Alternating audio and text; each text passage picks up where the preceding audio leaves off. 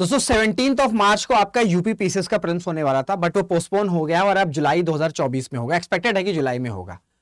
तो अब आपके पास अप्रैल के 6-7 दिन चले गए, तो आधे से ज्यादा अप्रैल बचा है, पूरा मई बचा है, पूरा जून बचा है। दैट मींस 2.5 से 3 महीने बचे हुए हैं। तो इस टाइम जो है स्टूडेंट्स बहुत ज्यादा कंफ्यूज हैं। हालांकि वो पढ़ाई कर रहे हैं, बट जो डायरेक्शन है ना वो सही डायरेक्शन में नहीं है। तो अगर आप भी कंफ्यूज हैं कि आपको इन 2.5 से 3 महीने में क्या करना है, तो आप बिल्कुल सही सेशन पे आ गए हैं। Hello and good evening, this is Rishabh Singh, I welcome you on study IQ's PCS platform.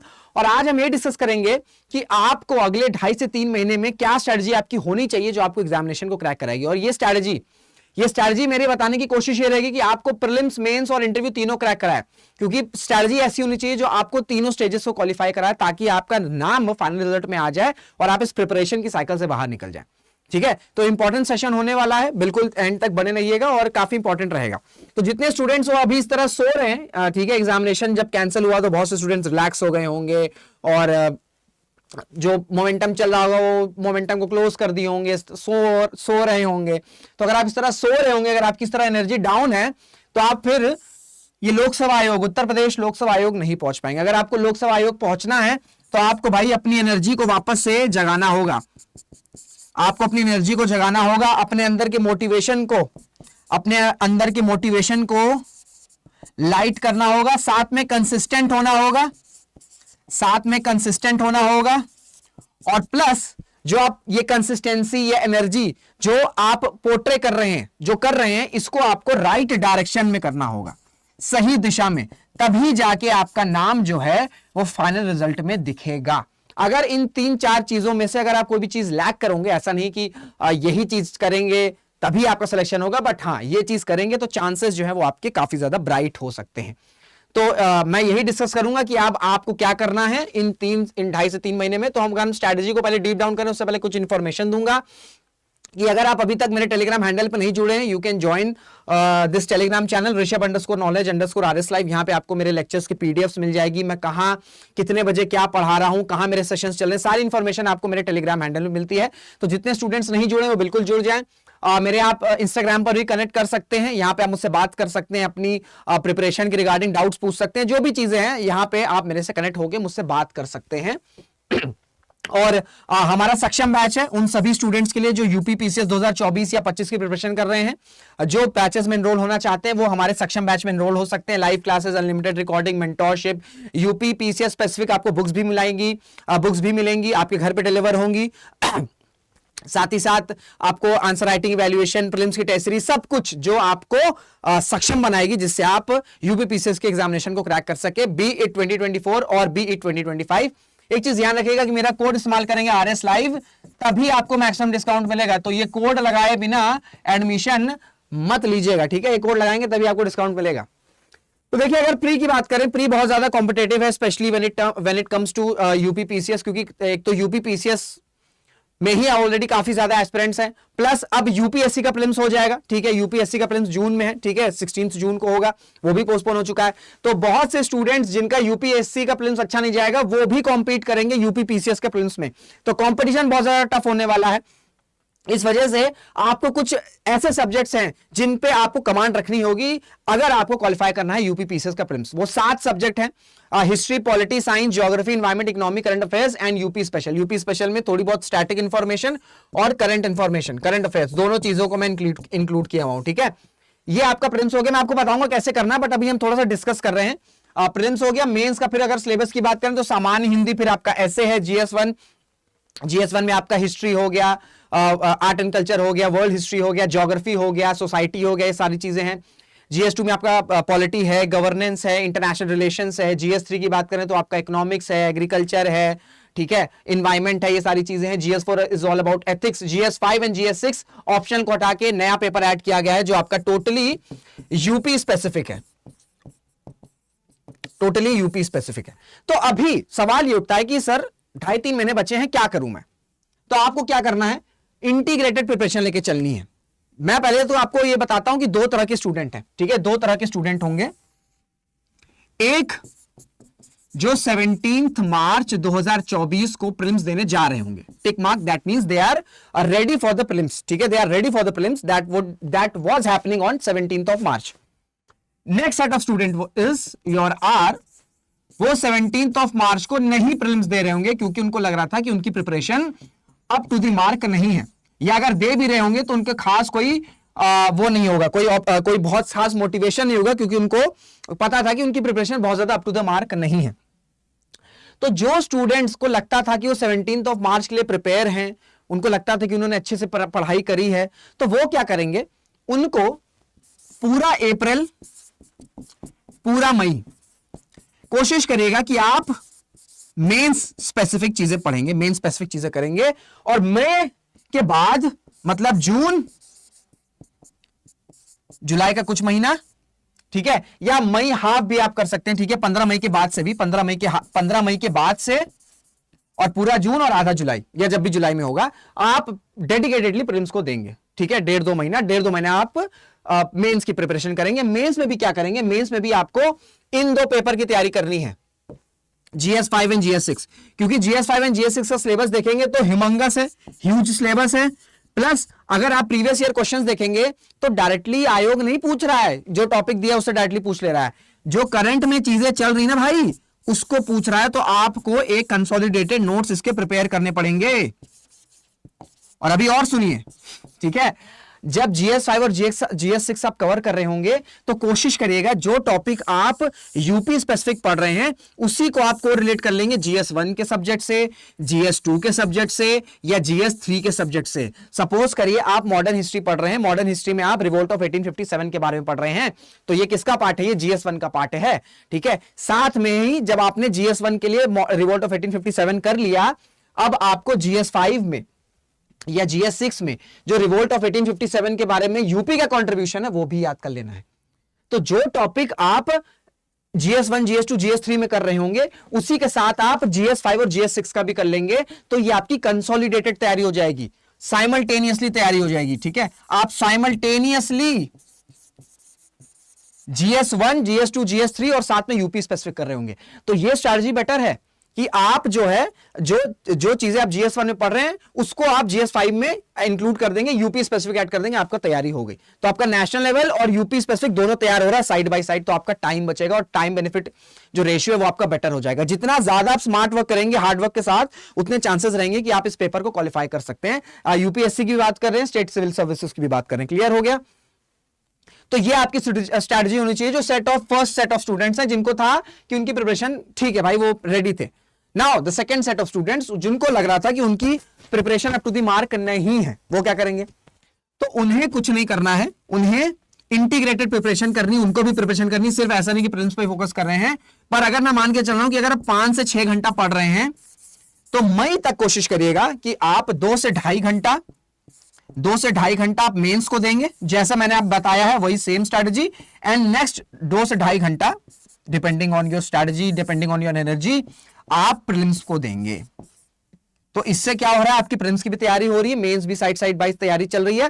फिर जून और जुलाई, मतलब आधा मई और पूरा जून, 1.5 महीना आप फिर फुल्ली फोकस रहेंगे प्रीलिम्स पे, ताकि आपका प्रीलिम्स भी हो जाए, और जब प्रीलिम्स हो तो आपके पास एक मेंस की भी प्रिपरेशन की स्ट्रैटेजी होनी चाहिए, थोड़ी सी प्रिपरेशन होनी चाहिए कि हाँ यार मैंने प्री क्वालिफाई कर लिया, मेंस की भी मेरी थोड़ी बहुत अंडरस्टैंडिंग है, तो जो बाकी समय मिलेगा उसमें मैं मेंस में और अच्छे से एक्सेल कर सकता हूं, ठीक है। तो ये आपको स्ट्रैटेजी फॉलो करनी होगी। तो चाहे आप 17 मार्च के लिए तैयारी थे या तैयारी नहीं थी, आपकी तैयारी थी या नहीं थी, आपको इंटीग्रेटेड प्रिपरेशन की अप्रोच लेके चलनी है।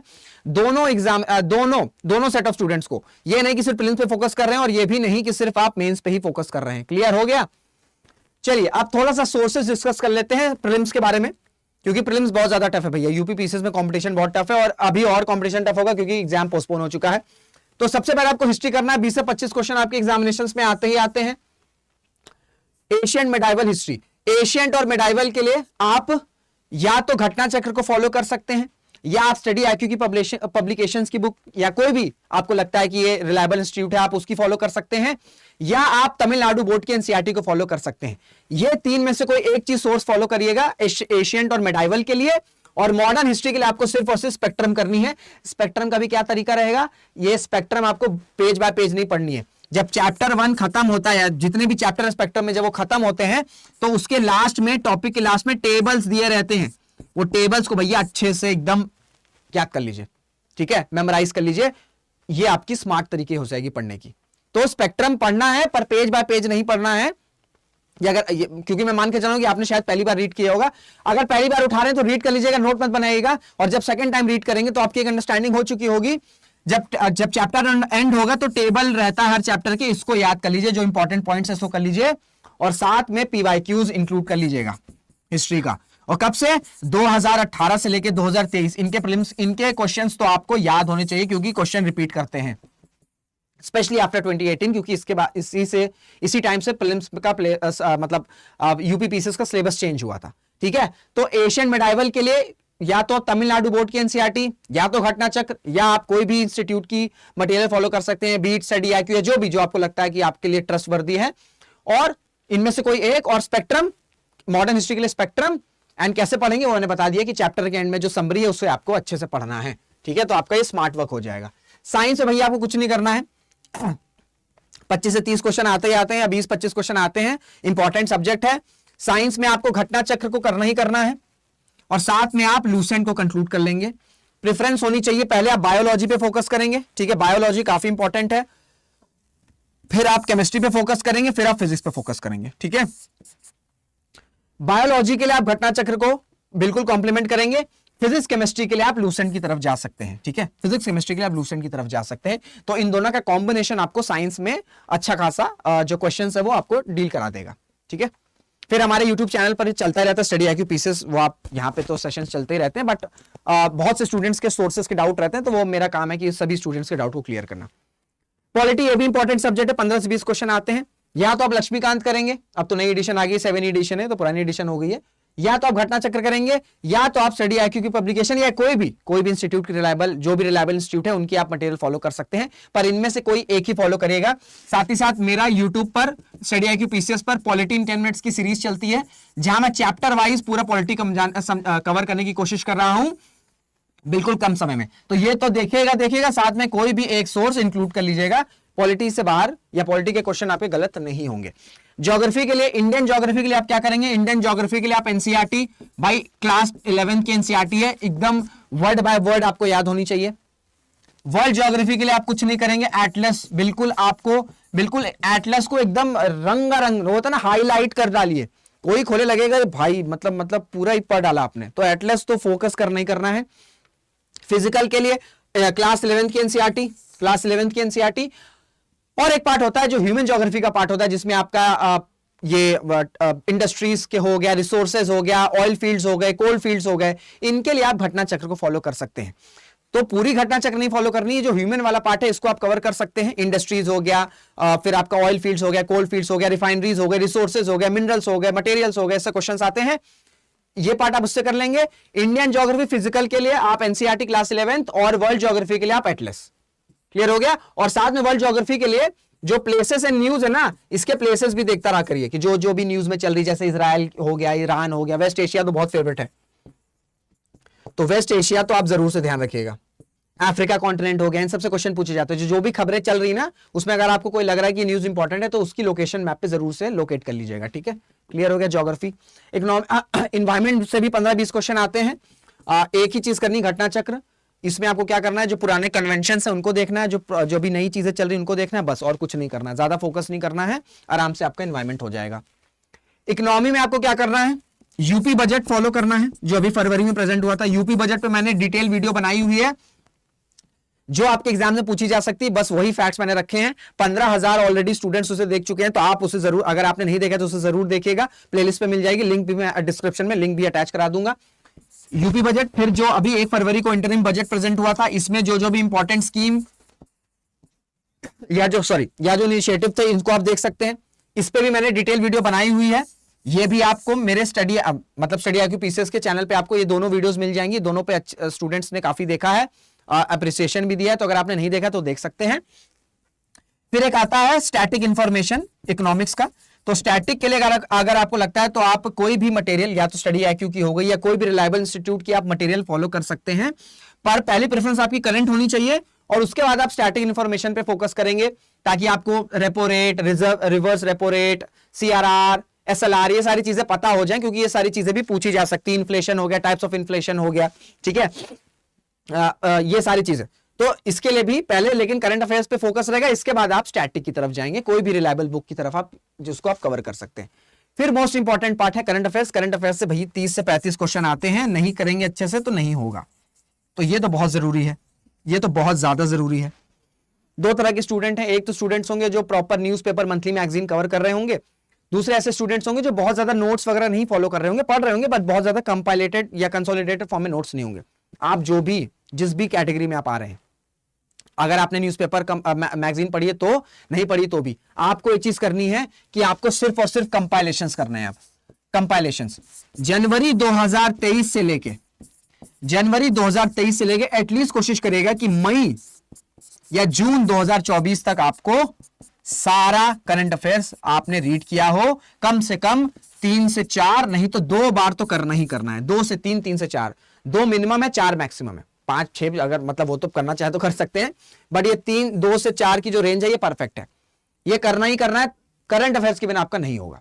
तो ये आपका पूरा सोर्स हो गया कि किस तरीके से आपकी अप्रोच होनी चाहिए, आपकी स्ट्रैटेजी होनी चाहिए जो आप सेल्फ स्टडी स्टूडेंट्स कर रहे हैं।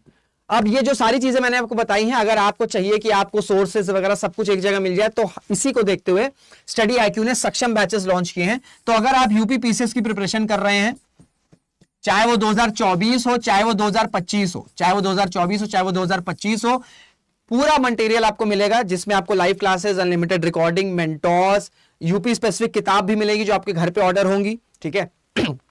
प्रिलिम्स की test series, answer writing evaluation, interview guidance programme, specific doubt sessions और पर्सनालिटी डेवलपमेंट, ये सारी चीजें जो आपको प्रिलिम्स से लेकर इंटरव्यू तक क्रैक कराएंगी, ये सारी चीजें हमारे सक्षम बैच में मौजूद हैं। तो अगर आपको आपको पेड बैच चाहिए, आपको एक सब कुछ चाहिए, अगर आपकी मंजिल है स्टेट पीसीएस, तो सक्षम बैच उसका रास्ता है। आपको एक इजी पाथ चाहिए, अगर आपका पॉकेट अलाउ करता है तो आप इन बैचेस में एनरोल कर सकते हैं। ये चीज ध्यान रखिएगा कि मैक्सिमम डिस्काउंट के लिए आपको मेरा कोड इस्तेमाल करना होगा, RS Live। मेरा कोड अगर इस्तेमाल नहीं करेंगे तो आपको डिस्काउंट नहीं मिलेगा, तो मेरा कोड इस्तेमाल करेंगे RS Live, तभी आपको स्टडी आईक्यू के सभी बैचेस पर मैक्सिमम डिस्काउंट मिलेगा। तो ये कोड के साथ ही आपको एनरोल करना है इन बैचेस में। क्लियर हो गया? तो आई होप आपको सेशन इन्फॉर्मेटिव लगा होगा, और ये अगर आपको इन्फॉर्मेटिव लगा होगा, हेल्पफुल लगा होगा, तो इसे अपने और एस्पिरेंट्स के साथ भी शेयर करेगा, क्योंकि शेयर करेंगे, लाइक करेंगे, ज्यादा से ज्यादा कमेंट्स करेंगे, तो मुझे भी मोटिवेशन आती है कि हाँ, जो मैं कंटेंट लेके आ रहा हूं वो स्टूडेंट्स को हेल्प कर रहा है। क्योंकि मेरा ऑब्जेक्टिव है कि मैं स्टूडेंट्स की लाइफ को आसान करूं, एजुकेशन को आसान भाषा में आप तक पहुंचाऊं, जितनी भी मेरी नॉलेज है, जो भी मैं पढ़ता रहता हूं, वो सारी चीजें आपको आसान भाषा में मैं कन्वे कर दूं। क्लियर हो गया? कोई डाउट रहेगा तो आप इस डाउट पे, इस वीडियो के नीचे अपने डाउट्स पूछ सकते हैं, या मेरे टेलीग्राम हैंडल पर या इंस्टाग्राम पर भी मेरे से जुड़ के वहां पे आप मुझसे बात कर सकते हैं। ठीक है, आई होप आपको ये सेशन इन्फॉर्मेटिव लगा होगा। मुलाकात करेंगे आपसे अगले वीडियो में, तब तक अपना ध्यान रखिएगा, मेहनत करते रहिएगा, खुश रहेगा। जय हिंद, जय भारत।